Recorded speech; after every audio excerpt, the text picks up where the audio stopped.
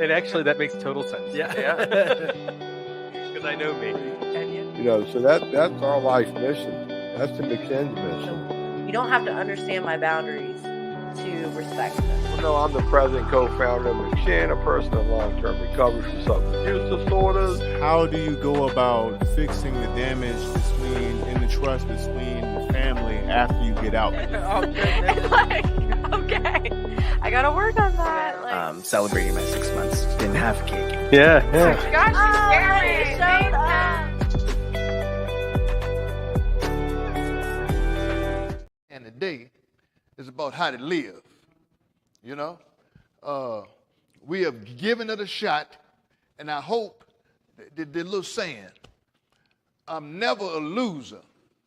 I win or either I learn. I'm hoping you're learning, you know, in here. I hope you're learning. The steps of the program that I practice, the 12-step program, you learn the steps of the program, and then you learn how to live. You learn how to live the program. Living is more important than actually knowing the steps of the program, you know? For me, man, it's like, you know, man, my days away from here is an adventure, you know? I love it, man. That's, you know, my zest for life. I'm looking at the NBA the other day. I tell you what I saw. Yeah. Hey, I tell you what I saw the other day. I saw this kid by the name of Michael Beasley. Any of y'all ever heard of him? Michael Beasley. He played 13, 14-year-old. Him and KD played on the same AAU team. He's out of the league now. KD's still making money. Let me tell you how I thought years ago. I thought, man, if I could make $1 million, I'll be set for life. I'll be set. Because I was entertaining that notion that money will bring you happiness and everything else that you need. I had never experienced of seeing anybody that did have $1 million, earned $1 million, and then lost their freaking mind. Lost their freaking mind. Then money becomes a blessing and a curse at the same time. And then to bring that a little closer to home, you leave here and you go get a job, paying good money. You may get a job at Philip Morris. It may become a blessing and a curse at the same time if you don't know what to do with the money that you got. You know, I can't think of the other dude that was playing in the NBA. He was on the team with LeBron James, right? Same thing, man. He was out there on the street, homeless and all of that. You know what I'm saying? No, not a lot more Lamar Odom. What his name? Yeah, him, you know. But you know, it's like the money, man, the money. You know, I would think, you know, man, you know, what they're saying now is that mental health and addiction hand in hand. You know, you had all the money, then you turn around and you see yourself broke, you know, mental health kicks in. You already got the addiction thing going. You know what I mean? And my take on this, man, and it's just my take, is that people I see that happen to, they don't have a program. They don't have a program. It's better to have one and not to have one. And I mean, this dude, Amari Stoudemire, you know, his program now is religion. His program is religion. But you know what? It's working for him. It's working for him. When they talk about different pathways to recovery, you know, I don't know what your pathway might be, whatever it is that you might have a passion for. But Amari Stoudemire understood that it ain't just me. You know, It's not just me. I need somebody else that I can talk to, somebody else that I can lean on. You know, and to bring this thing closer to home, you know, some of us, me, I need somebody that I can talk to. I need somebody like a John. I need somebody like a Stewart. I need somebody like Kern. I need people that I can talk to and unload myself, man, unload what's going on with me. The minute I see somebody's try to do this thing, man, on their own, it ain't sustainable. It don't last. You know? We got to learn how to live, man. Structure in our lives is part of that. You know? We got to have some structure in our life. I call so-and-so every day, or I call somebody every other day, and you know, the first few days of going home, I need to set up a support system, you know, amongst family and amongst friends. I need a support system.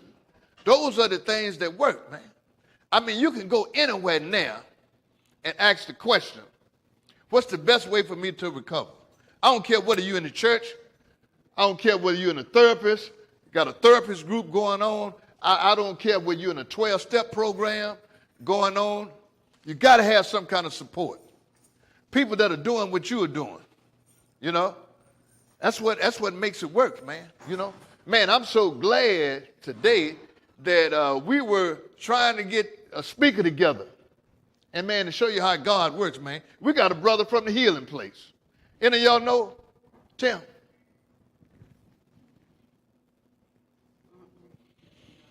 Where you get to know him, yeah.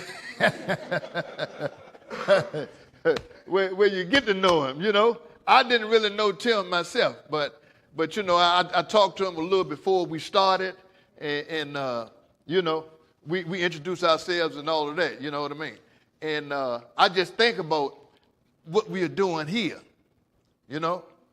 And I always say, don't try to grab everything that's said. Just grab one or two things, man. You can't make it by yourself. You cannot make it by yourself. It's been tried. It ain't sustainable. Man, you know, I love playing golf. And one of the things we had about golf is, man, don't go play golf by yourself. You know why? Because you're a cheat. You know what I'm saying? Don't play basketball by yourself. You know why? Because you're a cheat. Don't try to recover by yourself, because you know why? You're a cheat. That's why you need a support group, you know? Just to keep you in line, man. Keep you in line. You need a support group, man. There ain't nothing wrong with that. And I can understand me coming out of jail. I ain't want nobody telling me what to do. But in the back of my mind, I needed that. I look back on it 5 years later, I needed a parole officer. Parole officer kept me from using. When I look back on it, hindsight is always 20/20. I have learned to develop some foresight. Some foresight. If I go to Jackson Ward, I don't know what's going to happen. I lived in Jackson Ward. That's another thing, man. I lived on Chicago Avenue when the Brown boys were terrorizing Southside. I come out my door and I go to the right. If I go to the left, man, I know what's happening. You know what I'm saying? Yeah, I know what's happening, you know? So I ain't going to set myself up like that. Man, I'm clean. I'm going to go around here and talk to the fellas. I know a dude, a little running joke, man. The dude said he was clean for like a year and a half. And he was just hanging out, hollering at the fellas. He saw a dude that owed him some money. And he followed him up in the crack house, trying to get his money. He came out 2 days later. You know what I'm saying? Pockets empty. You know what I mean? So, I mean, a lot of this stuff, man, this stuff has been tried. You know what I mean?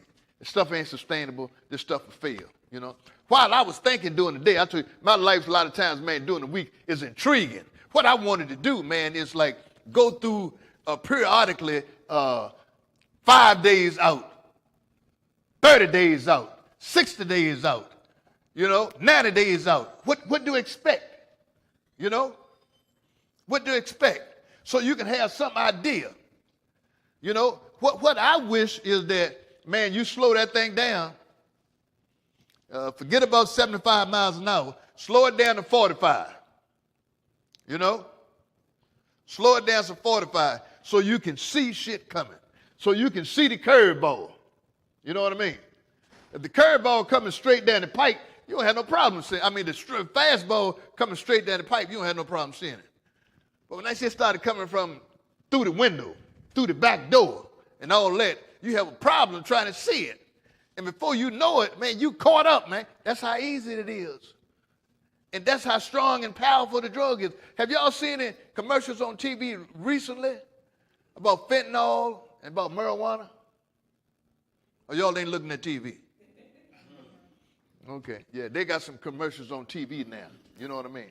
I mean, we at that. That's where we at. I mean, they interrupting these programs to show these commercials, man. How dangerous drugs and fentanyl and marijuana is now. They were saying that marijuana has been so, changed that it ain't what it was 50 years ago. You know? Much more stronger than it was 75% stronger than 50 years ago. And they was talking about the fentanyl, 2 particles of salt is enough to kill you. You know?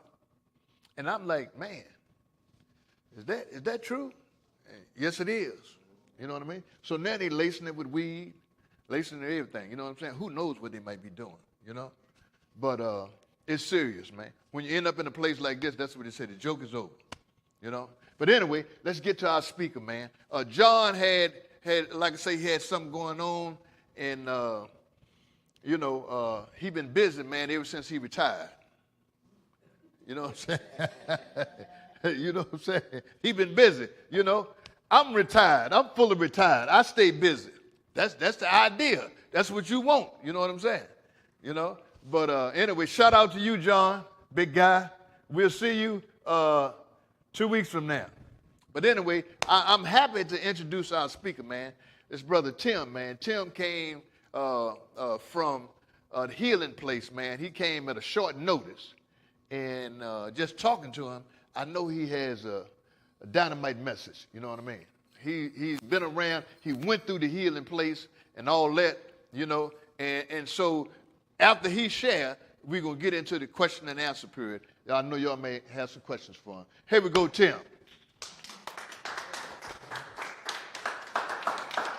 Glad you're here, bro. Glad you're here. Thanks for having me. Thanks for having me.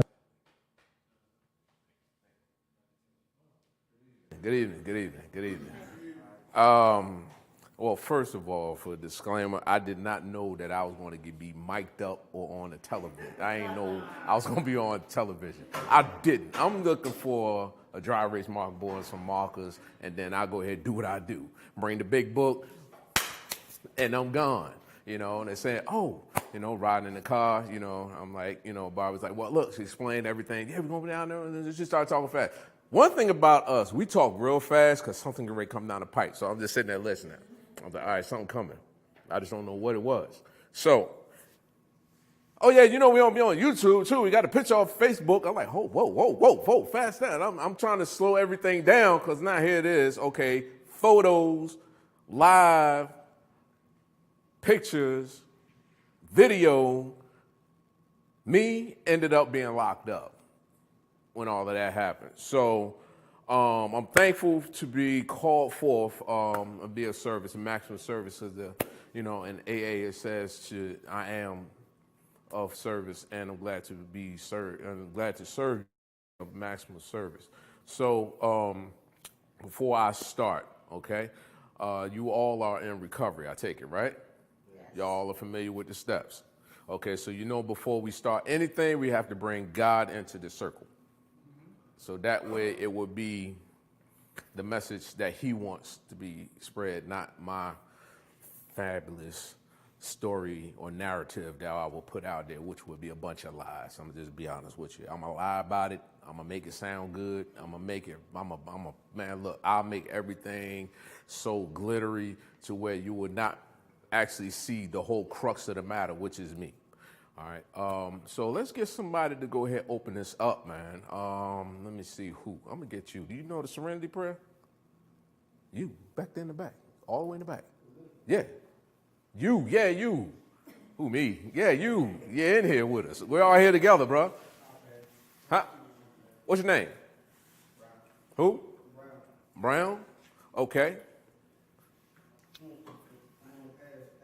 Oh, you want to pass? You don't want to say the Serenity Prayer? Wow, okay. That's cool. I'm with you. I got you. All right, let's get somebody to open up with the Serenity Prayer. God, grant us serenity to accept the things I cannot change, courage to change the things I can, and with no difference. Okay, well, my name is Timothy G. Gratefully recovered.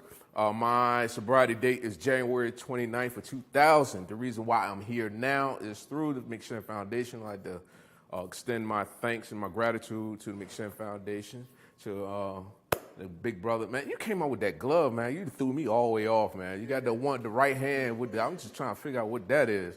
I want to thank my spiritual parents through the ministry where I stand here now is through when he was speaking about that you have to have someone to hold you accountable. That is through the ministry where I labor through, which is Restoration Fellowship Christian Center, which is under Bishop Kevin C. China and Pastor Twanda China.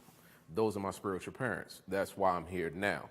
It's through a reach model that we're doing. And it goes hand in hand with recovery too, in which I'm going to explain. Now, the reach model basically is off of those men having compassion, making a difference. And it stands for restoring, restoring, and then once you restore somebody, you'll be able to edify them, advance, carry, and honor, okay? So when you're dealing with reaching someone, what you thinking about? Reaching your hand out for someone, okay? When you're reaching for someone, that means that you want somebody in a better position. Now, my story, I'm going to tell you where I'm from, what happened, and what it's like now. Born Newark, New Jersey, the last of 4 children, okay? And being the last child, being the baby of the family, there was, guess you figure the babies get everything,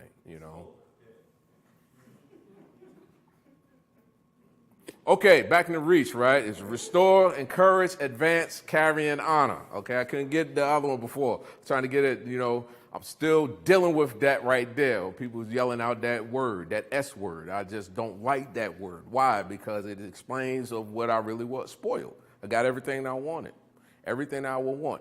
My story is not, I was born in Newark, New Jersey, yes, okay? Newark, New Jersey, some people seen the story, seen the movie, New Jersey Drive, and they're saying carjacking capital, they saying hookers, pimps, drug dealers. Yes, they were there.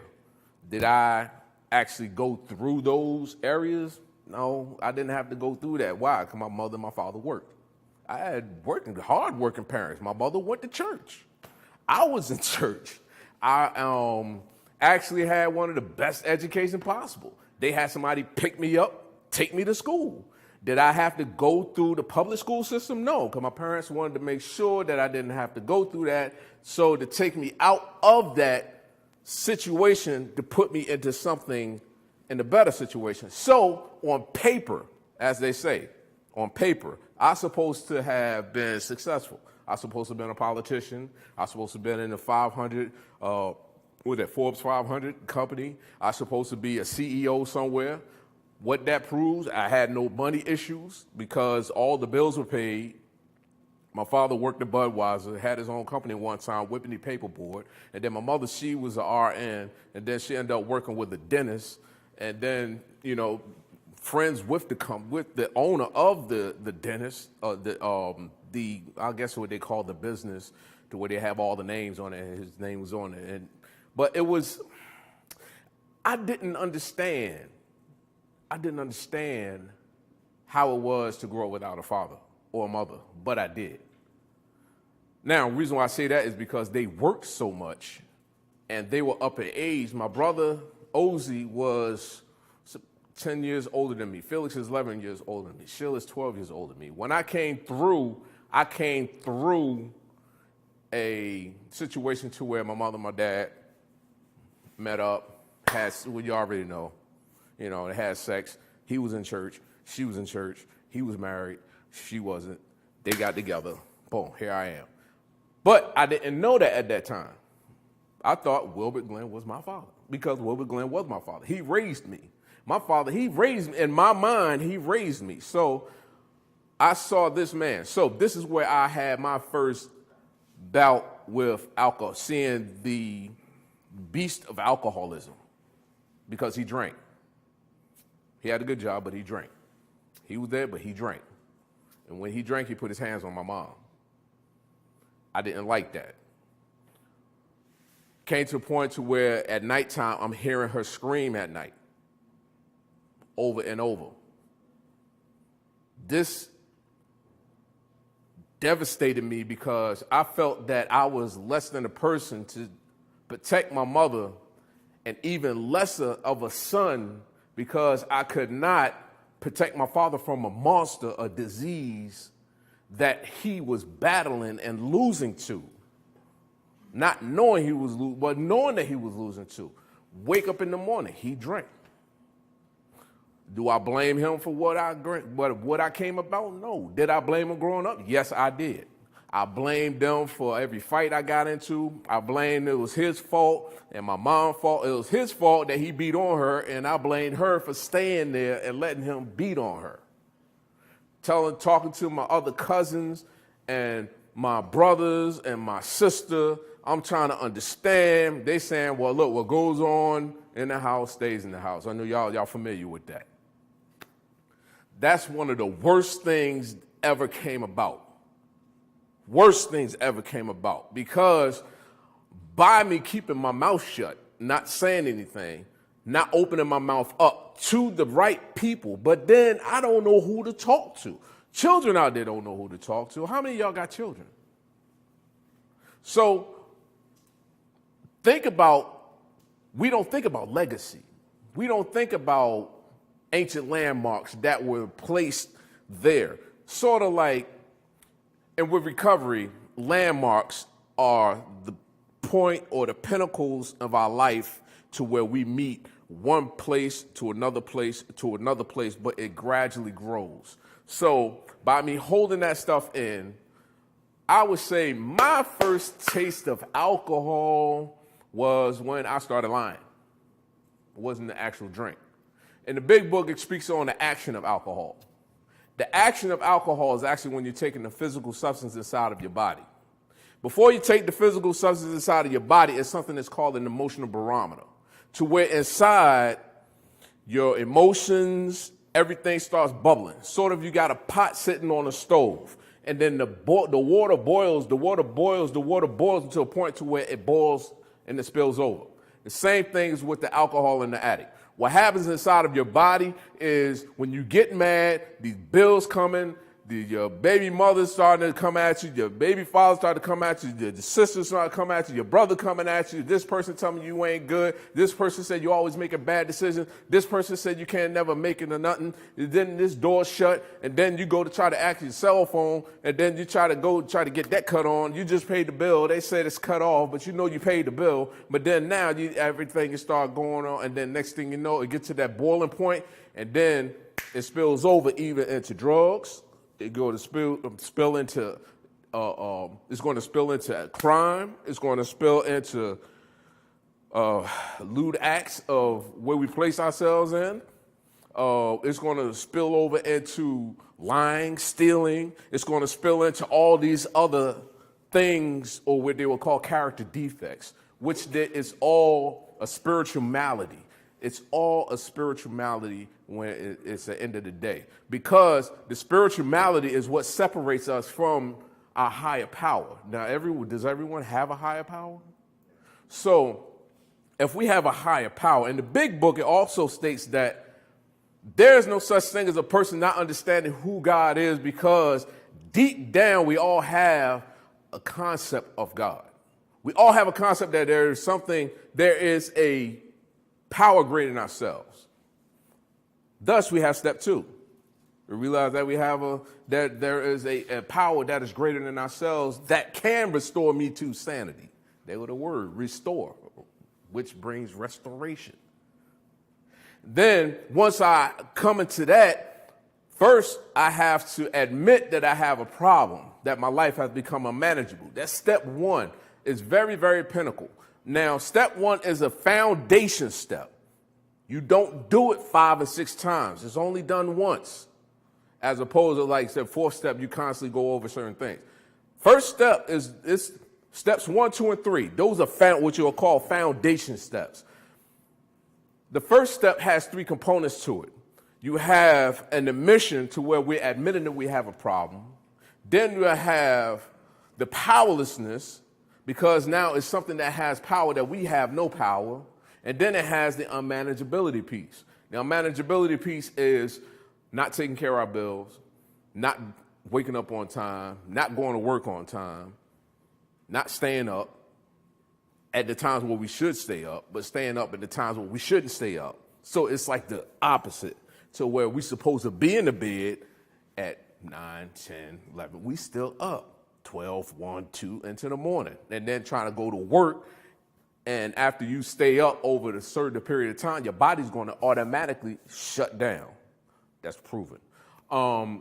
That is unmanageability. Unmanageability would be what they would say the criminal mind. Don't think that you're the only ones. There are a lot of people that have the criminal mindset, which goes into addiction, alcoholism. Why? Because all of it is still the same thing. All of it's still the same thing. If a person take a piece of bubble gum, it's just like if you chew a piece of bubble gum, a person smoke a cigarette, somebody smoke a stick of weed, somebody smoke a stomach, all of it's still the same thing. You're putting something inside of your body that's unnatural.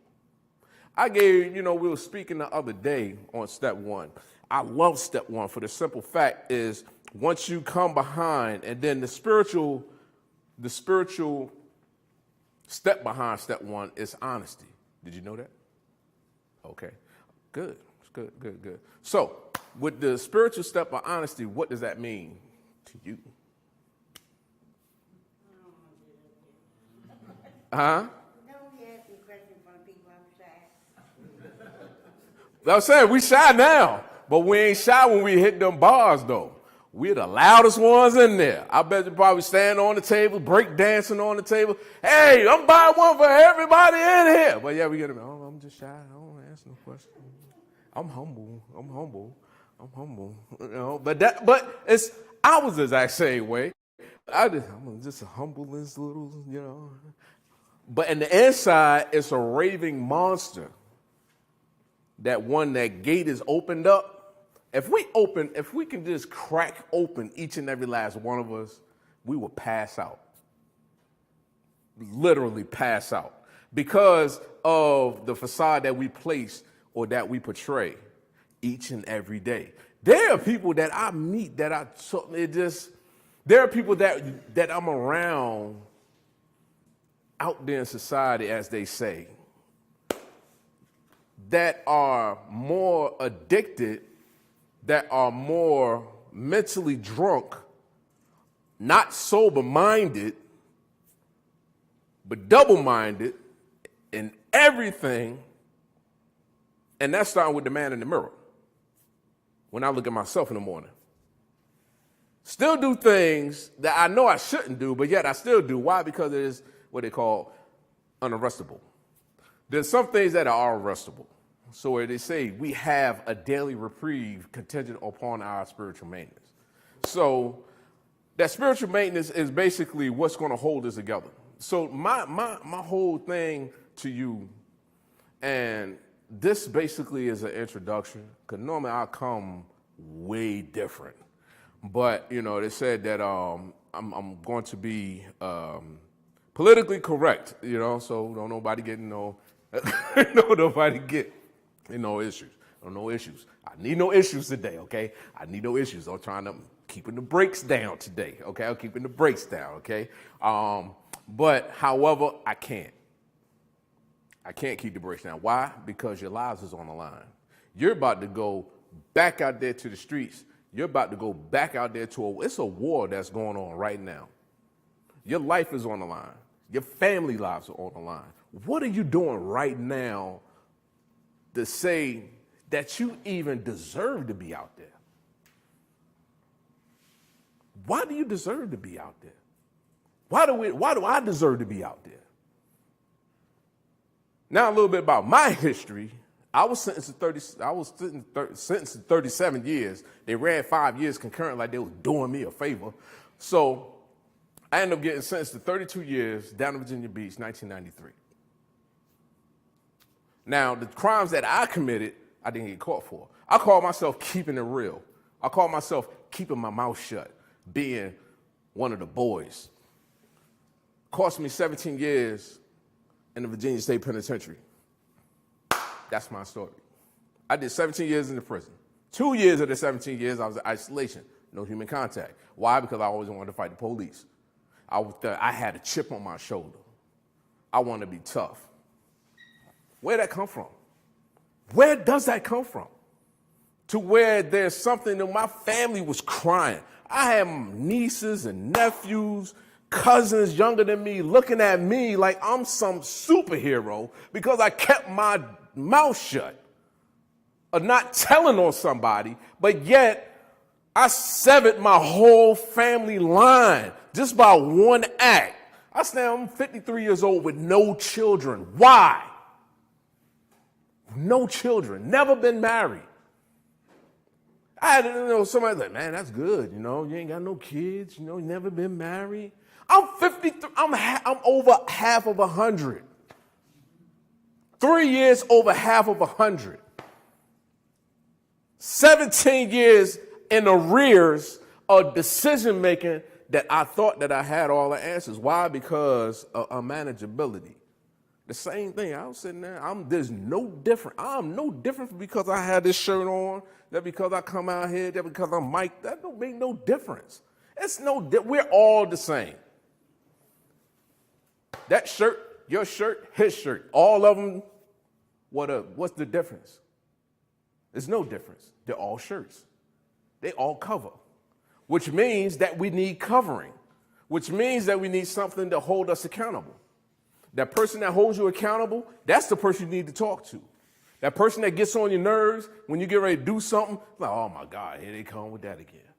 That's the person you need to have right there in your corner because they can pinpoint things. There's something that's called a Johari window. I don't know if you're familiar with that. There's something that's called a Johari's window. And there's 4 quadrants. You got one quadrant where something that you don't know and that person don't know and others don't know. Then you have one quadrant is things that you know that don't nobody else know. Then there's a quadrant, there's things that other people know that you don't know. And then the last quadrant is where you know and everybody else know. That's the quadrant we try to fight to. But we end up getting to the one where, okay, I know this right here by myself. I'm going to hold this on the inside. I'm not going to let you know about that. I'm going to tell you, I'm going to feed you what I want to feed you just to give you enough food just to keep you off of my back. That's larceny. That's straight up larceny. If you're in these programs, all y'all are in the program, right? Okay, so if you're in the program, how many times in a day do you hold your brother or sister accountable? These are just things to think about. Do you hold your brother and sister accountable?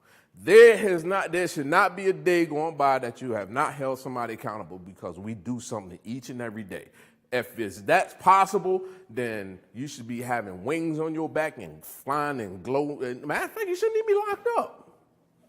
And a person don't have an issue shouldn't be here. I mean, am I wrong?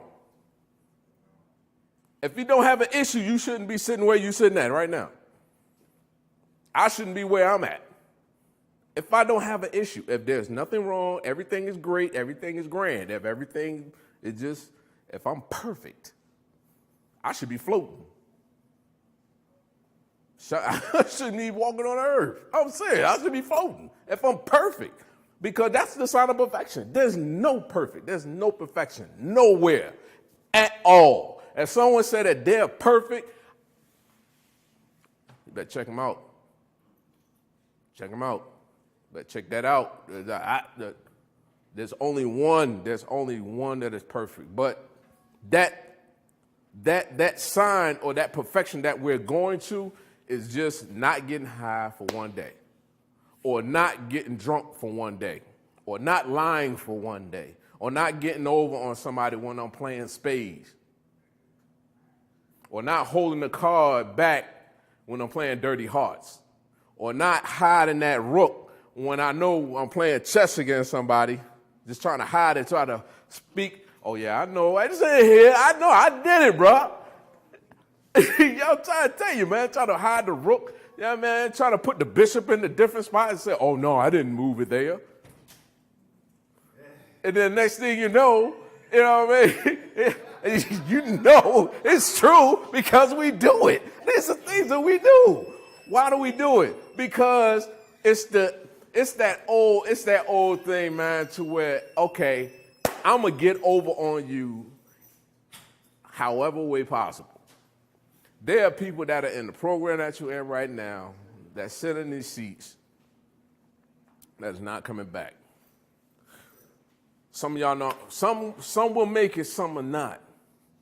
It's destined for that. It's gonna be days you're gonna hate being sober. It's gonna be days you don't even want to get up, go to a meeting. It's gonna be days you don't want to talk to no sponsor.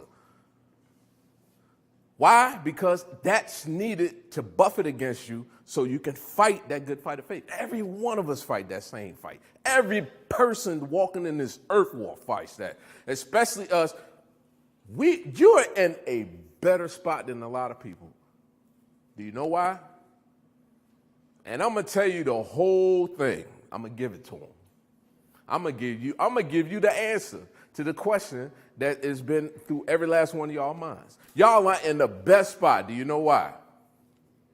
This is where y'all come back and say, why? Okay, this is what, y'all in the best spots. You know why? Why? Because you have 24 hours to sit and think.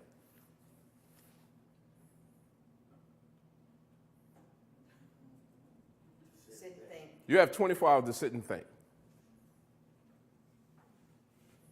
You have 24 hours to sit and think. You got 24 hours to do nothing but sit and think. Sit and think about what got you here. Sit and think about how you can reach someone who is in the same spot that you were at that moment where you needed that someone to come and interject and spot and tell you in a way that it won't shy the hand off, but be like, that's interesting because I feel that way. You have 24 hours to sit and think and make of a change. Make of a change. Not to have the reciprocity of the door of recidivism coming back. Recidivism is not the person coming back. Recidivism is the same act or person doing the same thing that you have done to get where you are. That's recidivism. Anybody that you know that's doing something, that I hold you accountable to that because you know you can say something to them. You can reach them to where people that out there cannot reach. I thought because I did 17 years in prison that I'm like, yo, I'm shot. I'm shot. I can't do nothing. But once I actually truly became honest with myself, say, look, I can't do this thing. I need help. Start reaching your hand out. Hands will come. Not giving me a hand out, but a hand up, which helps me get to another level. It's going to be different battles to fight, but they'll be there. Look, yo, just keep fighting. This is what I did when I came, when I fought, when I faced this. I did A, B, C, D. When you work in the steps, it's already preparing you for it's already disciplining you. The discipline is already there. Because if the discipline wasn't there, you wouldn't be sitting where you at right now. But I really don't think y'all do what let you downstairs. Not if it didn't trust you. So one thing that you have to your positive is trust. You're gaining trust now. Don't take that trust and misuse it, which we can actually do. We are master manipulators, con artists. We can make everything look great. There's somebody coming in the door. Right there. Take a look. How would you feel when you look back and you see that as your child coming in?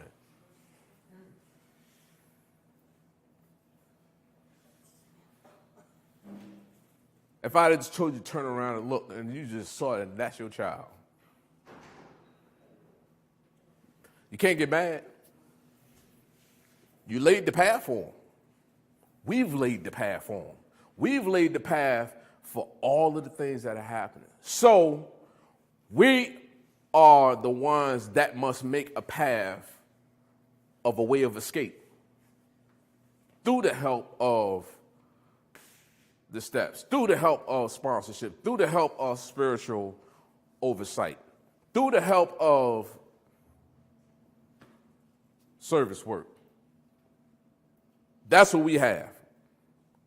I am sick and tired when I get on the, it got to the point where one day I woke and then I clicked on the TV and the first five things I'm hearing is overdosing of fentanyl, overdosing of heroin, overdosing of cocaine, overdosing. It's like it hit me so hard. It's like now I can't. It's like I can't throat it no more.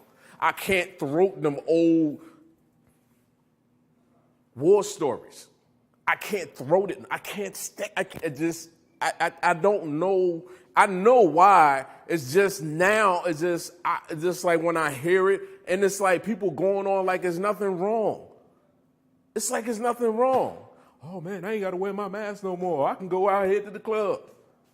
Did you not just hear that all these people just died? Neighbors killing each other. You can't even go to the store now.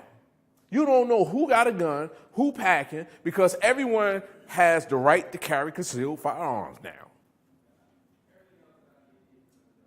Everyone has the right. For those that are in recovery, you're thinking like, okay, your drug of choice might be cocaine or heroin, but yet marijuana is legal. So what does that do to the addict or the alcoholic? Oh, I can go ahead and do that because now it's legal. You're thinking it's a cigarette. It's not a cigarette. It's still a drug. And hence, quote, nicotine is a drug for all the cigarette smokers, thinking that you're safe. No, it's still the same thing. On a lesser scale, but it's still the same thing. It's not going to make you go out there and rob nobody, steal nobody, kill nobody. It depends on if you're selling it. It's still dangerous put inside of our body. But what we do, that's what we love doing. We love putting the dangers. We love putting all of the ill-begotten things we ain't supposed to put in our body.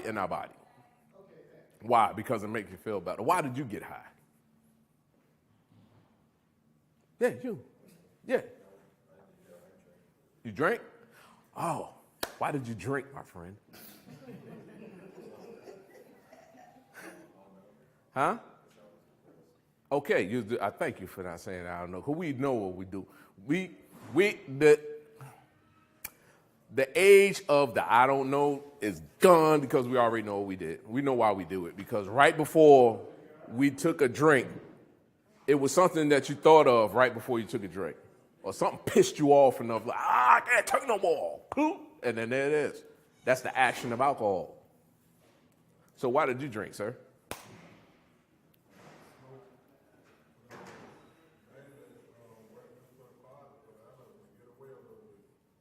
Stress, anxiety, work on your patience more. Work on your patience more. You have to be able to allow others to be who they are, even though it gets to the point to where it may be frustrating. Be loving, be supportive. However, don't support any negativity. Just know when to guard them from you, not guarding yourself from them. You're guarding them from you, but still be a force, still be that positivity. All right, I see that in you, because you're fighting yourself more than anything else. Because you'll see somebody else out, I'm like, oh my God, because it's something that is. That's what actually gets us mad. When you see somebody do something that pisses you off to no end, because it's already inside of us. How can we recognize it if we can't see it? I'm like, you don't know. if you're in the pitch black room, you can't tell if you're getting ready to fall in the hole, can you? I don't know. Anybody got x-ray vision? Y'all can't talk back, you know that, right? I mean, come on, y'all bet. Don't do that. Don't do that. Don't let me be that one. Don't do that to me. No, we're gonna kill that. We're gonna kill that right now. Look, listen. Cause I know y'all about loud up there in the day rooms and talking all that. Not us. Yeah. No, we be chilling. Yeah. Oh, y'all chilling, huh? Yeah. It's just us five. It's just five of us. Y'all some liars, man. Oh my God. So y'all just quiet. Don't say nothing all day long. We talk a little bit, but it's just five of us. Okay, then talk back. You know, this conversation, communication works two ways, you know. Send, receive and send. You know, give me some, feed me. I need help. Just as you need help, I need help. What's going to, instead of you saying you want me to say something to keep you from using, what can you say to help me from using? Because I got to go back out to, y'all not with me. I have to carry whatever I gather here out there as strength.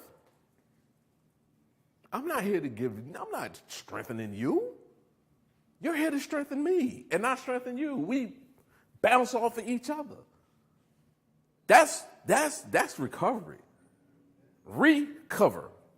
To do over what was is to do again the covering, making it even stronger. Some say a 3/4 chord is hard to break, right? Yes. Okay, all right. Some say that. All right. So, why did you drink, sir? To me?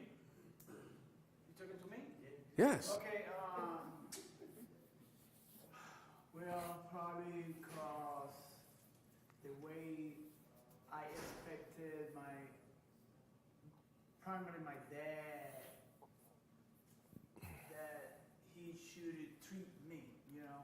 Like the same thing you say, I should accept him for who he is and not for what I want him to be, so. But that comes from babies, you know, so. Yeah.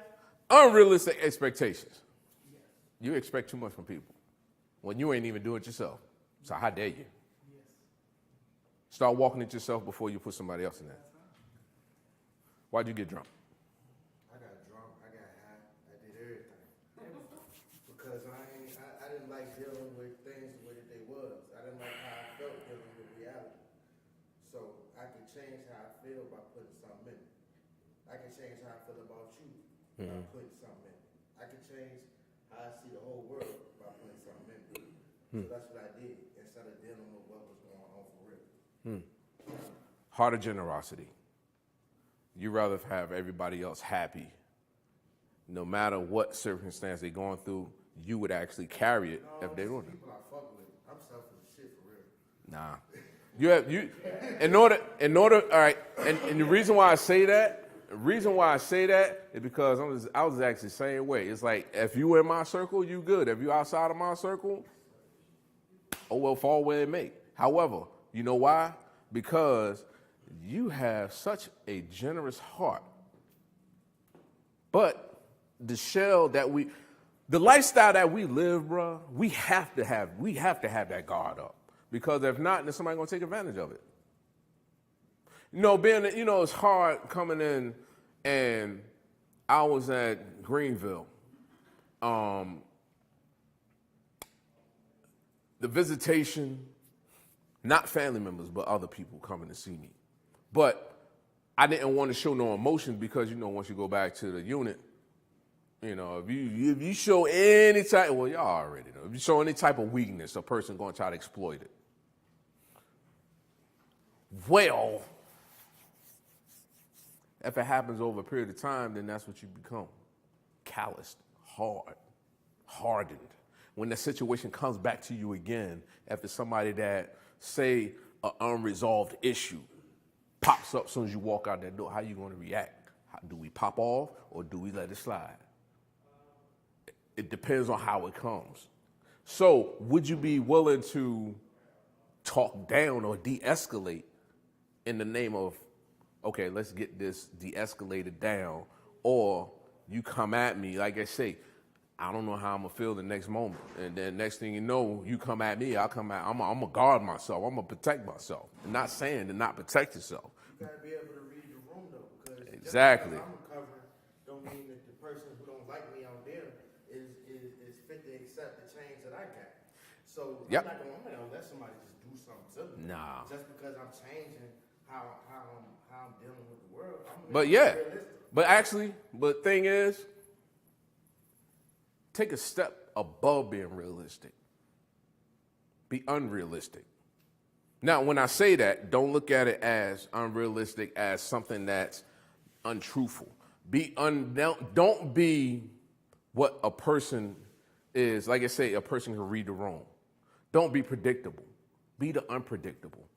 There were a lot of people who walked the earth that were unpredictable, that did things that was unpredictable to where they left a mark, to where we could look back and say, oh, wow, yeah, that made a mark. In that unpredictability, that way. Don't be the predictable of they're going to see you. They already know how you're going to act. But it comes a time, yeah, protect yourself. True. However, you can't get put in the picture. If you're not in the picture, you can't get framed. Simple way to put it.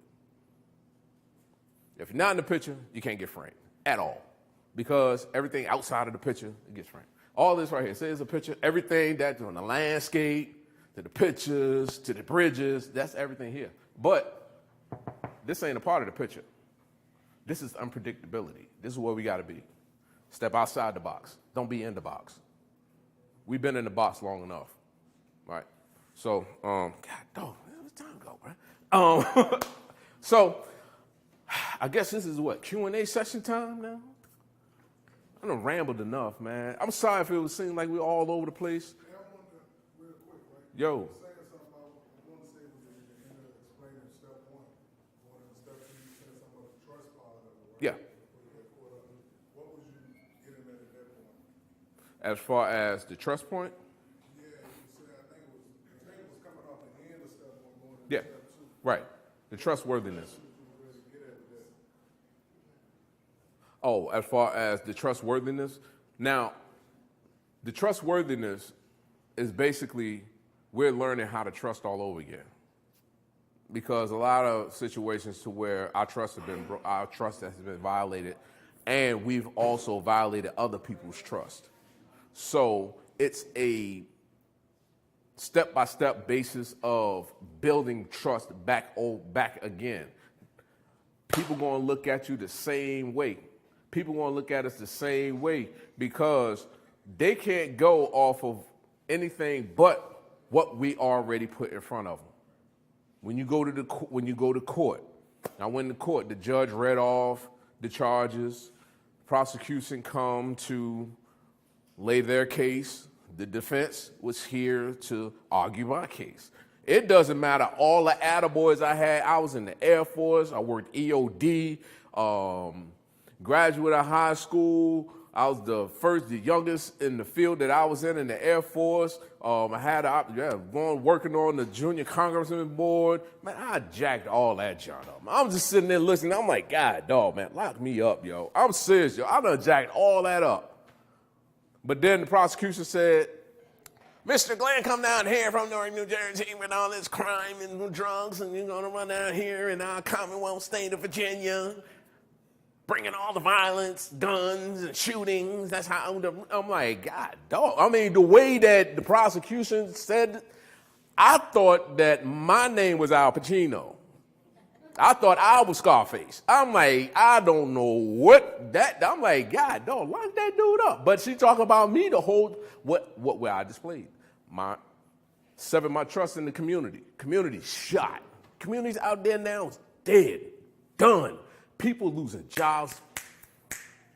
Go home, you might not get a job. What you gonna do? This is what's facing you when you come home. There ain't no whole plethora of jobs. Colleges, you got college students coming out with student loans and nothing to back it. You got, let me see, people coming up with all different type of businesses. You got every type of person that nails, hair, barbers, car detailing shops, mechanics, electricians, HVACs. Everything is already out there. What are you bringing? But a felony and an excuse. Oh, ain't nobody gonna hire me because I got locked up. Well, to kill that, I'm right here. I'm the testimony. You can't use that. I work for Medicare, for the government. Yes. With a felony. No, felonies. Plural. Yeah. Worked with Attorney General, did a video, The Dangers of Violence. That's out there. They actually got it circulating out there now. Been ordained by my spiritual father as a deacon in the church. Yes, I am a deacon in the church. And I got keys to the church. Armor bearer to the bishop. Me. So, all that, anybody that tell you that you can't do it, you're looking at it saying that they're a liar. I am your example that it can be done. Is it hard? Yes, it's very hard. Some days do I feel like I want to give up? I surely do. Sometimes do I want to wake up and just tell the man, take these keys and shove it so far and throw them so far down the Burnham Avenue? Yes, I do. I don't do it for the simple fact I'm more afraid of the end result of where I'm going to take myself. I'm going to try to go back to where I was back in 1993 and try to make up that gap from 1993 to 2010. I went in, hey, yo, this is crazy. It's crazy, but it's real. I went in, I went in the 20th century and I got out in the 21st century. Crazy. I went in 1993 and came home in 2010. When I went in, it was the 20th century, the height of the 20th century, before the Pac and Biggie beef. I mean, I was 93. Wu-Tang just dropped. I came out 2010. iPhones. I don't know what that was. My brother gave me the phone. I'm thinking there's a camera. I'm like, what the heck is this? I had I'm tripping, right? I thought, listen, I swear look, on everything I love, I thought it was a camera. To this day, my brother would tell you, they were laughing. I'm like, I heard my nephew's voice. It was an iPhone. I heard my nephew's voice, but I didn't see. I'm used to, give me the, one side got the big hole and the little hole, but I'm saying one got more holes than the other, so I can just like, okay, the one with less holes, that's the speaker, and the one with more holes is what you hear, listen to, but it's nothing. It's just a black screen, and I'm like, yo, hello? Like, yo, put it in your ear. So I got the piece where the mouthpiece was on my ear, and my mouth was on the earpiece, so he's like, he can't hear me. I say, yo, you can't hear me? So I'm yelling. So my sister-in-law, she up front, she laughing. She's like, oh, maybe you got the phone upside down. What? Oh, all right. Hey, I can hear you now. I had to learn how to chew gum again. Yeah, we can't, you can't have gum in prison. We can't have gum in prison. I had cigarettes, but I can't have gum. The first thing I did when I got out, guess what I did? Take a guess. Smart. All right, no, it wasn't that. What do you think I did? First thing I did. Well, I walked out the gate. I got out at James River. Any of y'all familiar with James River Correctional Center? Huh? You just left James? Okay. Take a guess. Huh?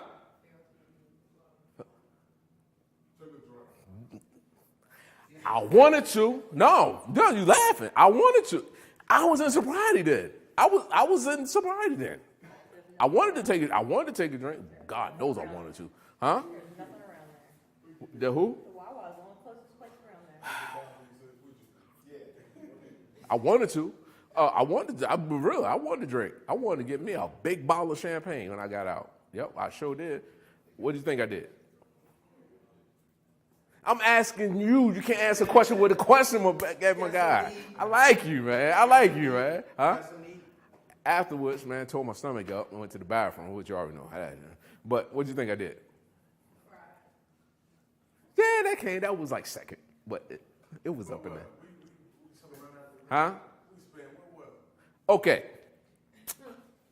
First thing I did, I got out, they got the chains off me. I went and I hugged the tree.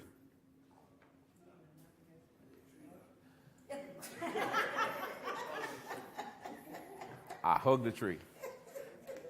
And the system ain't no trees. Only time I got to see a tree is through the razor wire. Look, I was going to I went to welding class. We got out, but we chained up in the bullpen, shuffled off, boom. You know what I mean? I just wanted to touch a tree. I mean, just something just that simple. I said, man, what you gonna do, man? The first thing I'm gonna hug that tree right there. And I sure did.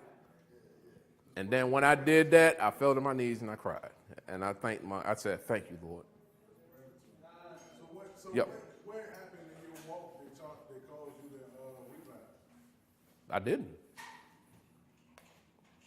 No, I asked that question. I thought you said your clean date was in 2020, right? No. I came home in 2010. Oh, you said 2000. 2000. Yep. I thought you said your clean date was January 29th of 2000. That is my clean date. Oh, okay. Yep. I haven't had it. Nope. I wanted to. I wanted to. Now, mentally, I relapsed many times. It never followed through the physical relapse. The closest I came to a physical relapse is I was staying with a pastor and a deacon right now. Even now, I'm staying with them right now because I want to make sure when I get my place, it's done the right way. And I'm not going to budge until he says, okay, I'll release you to that. I can go. I got the money for it. Yeah, cool. But I don't want to do it just to have people say, oh, it's time for you to get your own place. Who says? The same ones who said it's time for you to go ahead and get another shot. It's time for you to get another hit. It's time for you to smoke another blunt. I'm done with people pleasing, bro. That's dead. People pleasing got me holding my mouth, taking crimes which I never committed, giving up 17 years of my life, spending 2 years out of 17 years of my life in isolation with no human contact. That's crazy. That's why it blows my mind. I'm supposed to be on some type of medication with 2 years with no human contact, 24-hour lockdown, no books. Only time I see light is when they come through and slide the trays in. All because I want to be tough, But don't hate me. Don't hate me. When we get locked up, we show that we the cowards because we're too coward to live out there and deal with life on life's terms. That's the reality that I swallowed. I swallowed that jet. That joint was bitter. I was like, what? Yeah. I was too big of a coward to take care of my responsibility. So that's what I challenge every last one of you. Every last one of you, I challenge y'all. That inner strength that you have, you got it. Because if you didn't have it, you wouldn't be here. This is one step. Next step, boom, out there. Because I'm telling you, I need your help. They need your help. Families need your help. You got 1, 2, 3, 4, 5. Well, you got looking at about like close to 20 generations. One person. How many people in your family? How many people? Exactly, right, see? Right, so you could say you represent roughly 50 people, roughly. This is a small. 50 people multiplied by however many people in here, that's how many people that we all can touch just like that. Just imagine everybody else because everybody knows that one person knows somebody. For each person that's inside a family knows somebody. So if a family of 50 and then you got 20 people here, multiply the 20 by that 50, that's how many people in our immediate circle we touch. and imagine that exploding to where not as a fight, but something to where a change is being seen, because people are looking at you right now and they're seeing that the change that you're making. But it's not us making the change. It's us giving it up to our higher power and following as he says, and like, Lord, forgive them, they know not what they do. Sometimes you have to pray for other people. Sometimes you have to let people be where they are. Let them be where they are. Don't try to change nobody. Don't try to change nobody. And that's where a lot of people go wrong. You try to change somebody. Why? How am I going to try to change somebody? I'm fighting to try to stay on the narrow road myself. Just make sure that I'm not being a stumbling block for somebody. You know. So.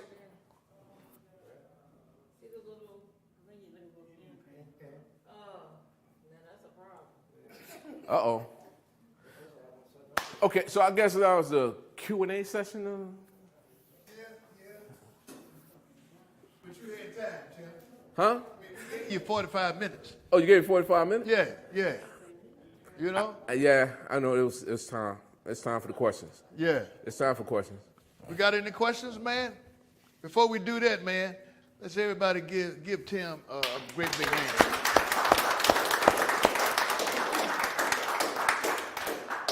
I mentioned last week, you know, how I like hearing different people, because different people have different ways of framing things, you know.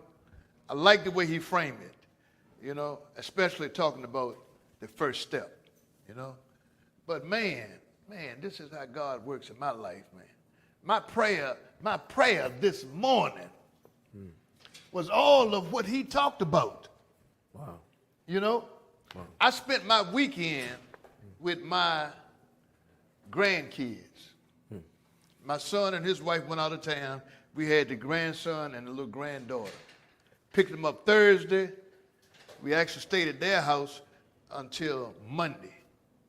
And my prayer was this morning, thanking God, man, for the generations. It took Jesus, 16 generations? 16 generations. So for me, after I got clean and after I got this straight, I understood the generational thing. Generations gonna move on. Man, I'm 71 years old, you know, and I look back on my life, you know, which I thought was destroyed until I reached 36 years old. Now I got a granddaughter, 3 years old, precious as she want to be. I got a grandson that's 8 years old, and I'm spending time with them. I'm planting seeds with them. The other day, my wife took a video of my granddaughter, 3 years old, and man, she was getting ready to eat her cereal, and she prayed. She prayed. And in my family, I'm the one that do all the praying before we eat.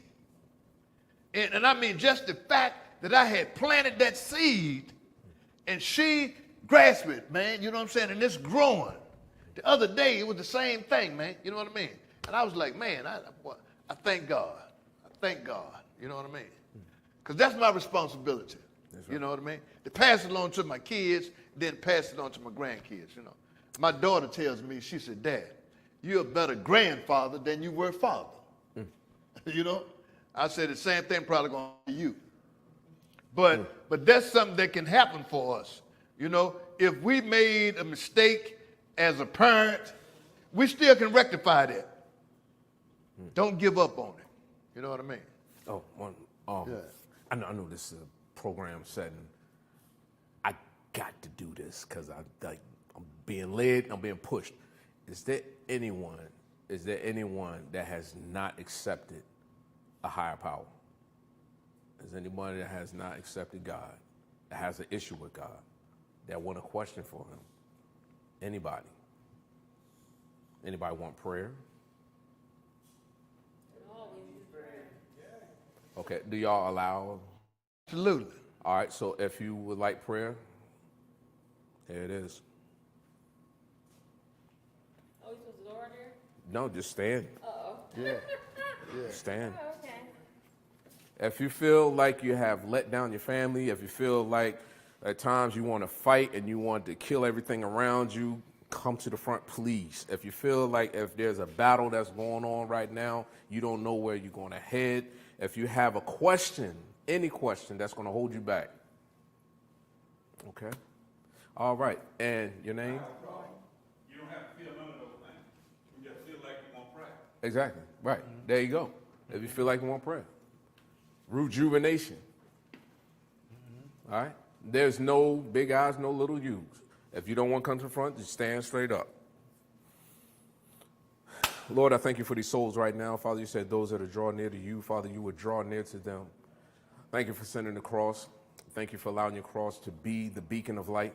Thank you for every last soul that is here, Father. I cast down any generational curse, Lord.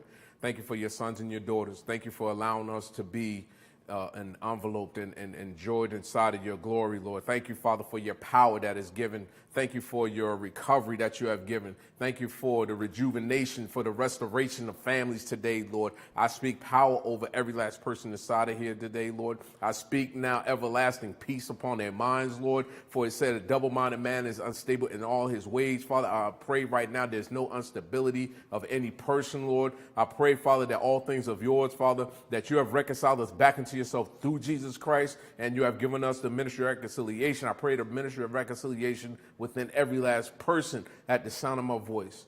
The bodies, Father, to be rejuvenated. Let them that feel joy of you, Lord. In Jesus' name I pray, amen. Amen. I just had to do that. All right. I just felt like I never did that before. Yeah. Yeah. But But we can pray. We just need to put a disclaimer out there. Yeah. That this is not Mac Shin. Sure. You know, and Mac Shin is not responsible for any opinions of whatever, you know, that have been said here and that goes on here, you know. Man, for me, it's been great. You know, we get to see, we get to talk about, and we get to hear about the different pathways of recovery, you know. And, you know, it's good for me to have people come in that show those different pathways of recovery. I mentioned earlier, man, the church, you know.